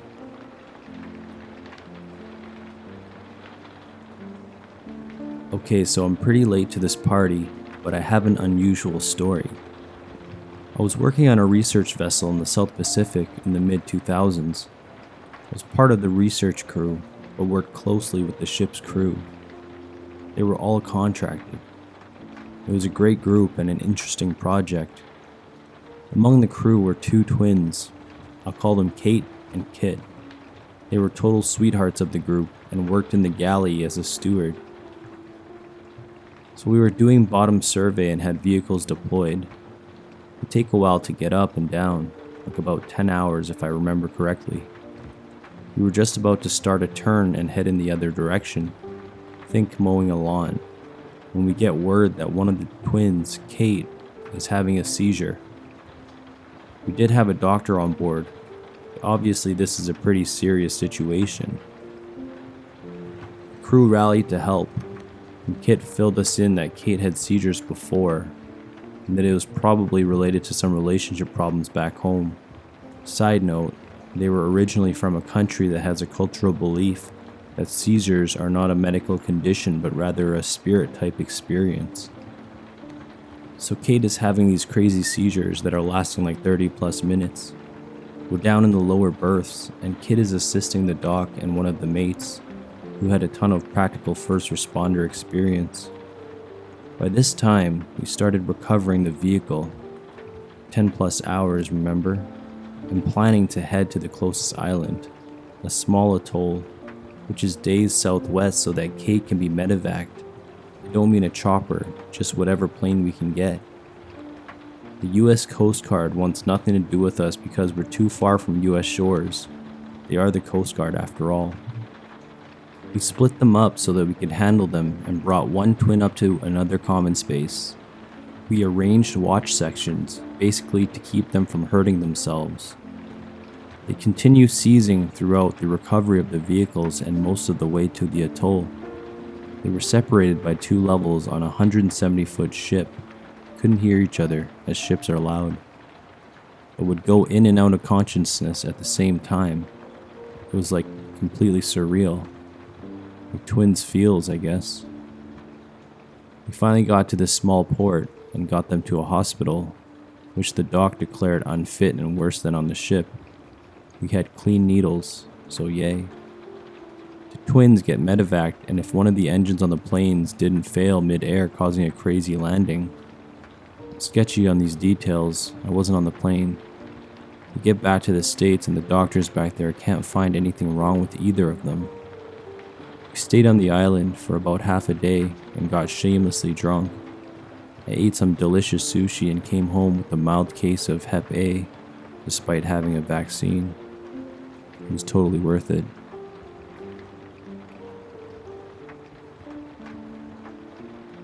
I'm a bit late to the game and not my personal experience, but a very good friend of mine was out in his boat off the coast of Western Australia with his dog and another friend.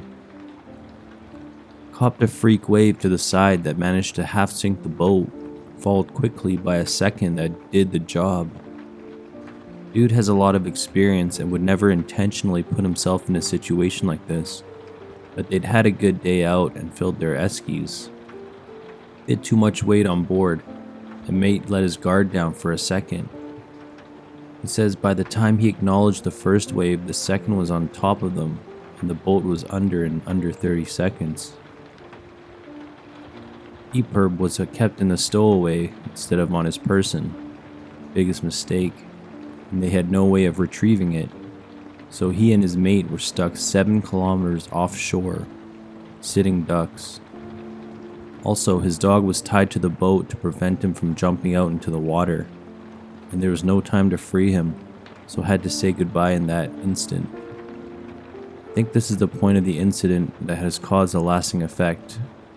Can't fathom having to watch your best mate get sucked up by the ocean, knowing there's nothing that can be done about it. Apparently he made a few attempts to dive and his friend had to physically stop him, because he was putting himself in danger. Anyway, this guy is pretty healthy, has always been very active, and a semi-pro free diver. No stranger to the ocean, and hard work basically. His mate, on the other hand, is an average Joe Blow, overweight and not accustomed to the ocean, with very little chance of swimming back to shore. So they make the call. Better that he stay in the area and tread water and then tire himself out, trying to make it back, while my friend tries to get to shore or find another vessel. So during this, mate's partner realizes he isn't back in time, and they have a system in place should this ever occur. So she gets on to the authorities, gives them the general location and time they were supposed to be back, and they start looking, but to no avail. My mate literally swam 7 kilometers in the open ocean to the nearest island. I believe it was a Garden Island, a naval base located off Perth, over the course of about 5 hours, to be rescued by a vessel moored on the island. He gave them the coordinates of his mate. They tell authorities, and he gets picked up. Positive end to something that could have been terrible. I know for a fact these guys have never really gotten over this incident, and I can't begin to imagine what would have been running through their minds. Thankfully, my mate is a very well-adjusted person and is generally pretty awesome. Posted this already on Reddit somewhere else, but this is a good spot for it too. I was a Navy sailor who went out to sea many times for weeks at a time.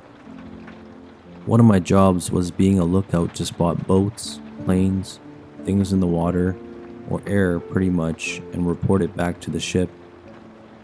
My lookout rotation could have me standing watch during the day or night, sometimes both, and it was during the nights where I was pretty afraid, especially if you were at the back of the ship alone. For anyone who hasn't been out in the middle of the ocean in the middle of the night should realize you see many more lights in the sky than you would ever in a city. Navy ships, they like to have very little lights on at night, so standing watch at around 1 a.m. feels very alien sometimes. And during the nights without a bright moon to help with your vision, you may as well be on a different planet. There was this one time I saw a bright green color moving in the water slowly. I didn't know what it was. My mind told me maybe it's a USO or something else, Eventually I was told it was just plankton, but it sure looked freaky to someone who wasn't aware of the glowing plankton produces. Another time, me and another guy were standing watch together, and I decided to look up during 2 a.m. and see what things I could come across in the midnight sky. I would see meteors streak across the sky, but a couple times there were bright lights moving slowly way out there. Perhaps a satellite, maybe, who knows. But I stared for a good 20 minutes in the sky and encountered approximately 15 of those slow-moving lights in different areas of the sky, perhaps many millions of miles apart. Either way, those were the few times I saw for myself how vast space really is, and that there was so much unknowns out there that humans have yet to discover or explain. At the tail end of my first deployment, the ship stopped in Virginia to unload ammunitions and to take on family members for a Tiger cruise. We were going from Norfolk, VA to Jacksonville, Florida, so it would only be for a few days. During the transit, we hit some heavy seas. This, combined with the ballast problem we've been having that was causing the ship to list noticeably, means we were rolling quite a bit. At the time, I was in deck division, which means my watch rotation included standing aft lookout. Aft lookout's main job is to stand at the back of the ship with a headset and watch for anyone that may have fallen overboard. Normally, while in heavy seas or bad weather, we would have moved the aft lookout to the helo tower, but with all the civilians on board, the captain felt we needed to keep careful watch. So whether or no, the aft lookout had to stay put. So sometimes in the wee hours of the morning, I'm standing watch on the bridge, waiting to rotate to aft lookout. I keep hearing complaints from them saying it's very wet, asking to be moved to the tower and being denied every time. Finally, it's my turn, and I find myself standing in the dark, cold rain, the ship rolling heavily beneath me. We were a good-sized ship, but waves regularly sweeping across the deck, roughly ankle deep. To keep my socks from getting soaked, whenever I'd see a wave coming, I'd hop up on the slightly higher harpoon launchers and hold on since they were a little slick. Everything is going relatively well until a much bigger wave comes out of nowhere. I immediately jumped up and assumed my wave position, knowing full well my wet socks were the least of my worries. I wrapped my arms around the launcher tightly as the swell swept through chest deep. I have no doubt that it would have taken me with it had I not grabbed onto the harpoon launcher, and no one would have known for at least an hour when the next rotation came to relieve me.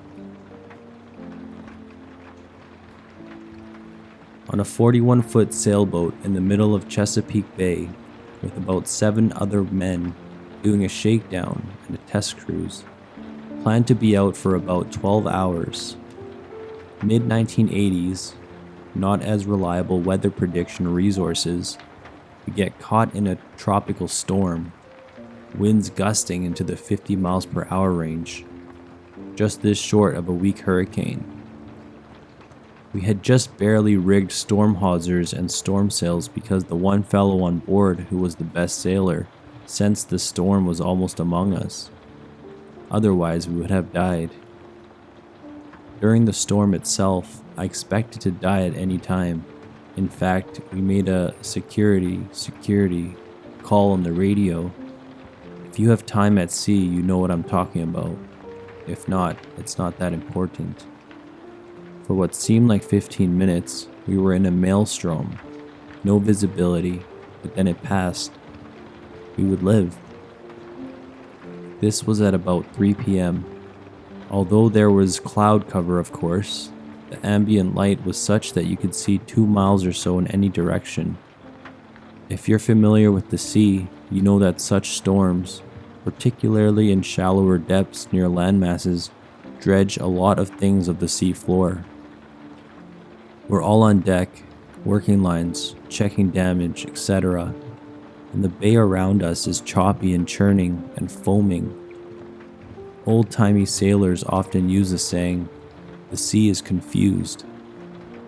I look about 15 feet of the starboard side and something swims to the surface, breaks the surface, looks at us, then submerges again. It was like a thin man with humanoid shape, arms articulated like a man, a human head, but its skin was covered in scales like a snake. It looked at us, blinked its weird, heavy-lidded eyes, then dove back under. So maybe you need to know a few things about me at that moment. No drugs, no alcohol, no injuries.